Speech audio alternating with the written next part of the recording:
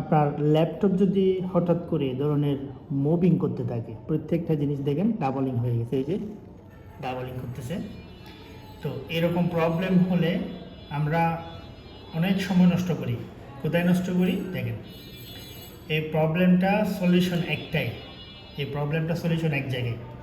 সেটা না করে আমরা যেখানে সময় নষ্ট করি, অনলাইনে গিয়ে ইউটিউবে বিভিন্ন ধরনের সলিউশন দেখি, সলিউশনগুলো একটাও অ্যাপ্রোপ্রিয়েট না, মানে যেগুলো এই আপনার প্রবলেমের সাথে যাবে না, একটাও যাবে না।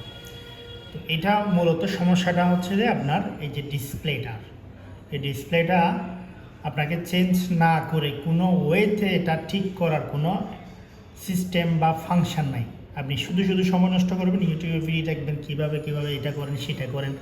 এই প্রবলেমটা হলে যদি সেম এটার মতো প্রবলেমটা হয়ে থাকে, তাহলে আপনি সময় নষ্ট না করে এটাকে সরাসরি এই যে টেকনিশিয়ানের কাছে গিয়ে ডিসপ্লেটা চেঞ্জ করতে হবে। সেকেন্ড হ্যান্ড একটা ডিসপ্লে নিতে পারেন বা নতুন, আর কোনো উপায় নেই। আপনি এমনিতেই সময় নষ্ট করবেন, কোথাও কোনো সলিউশন পাবেন না। এটা সলিউশন একটাই, ডিসপ্লে চেঞ্জ করতে হবে।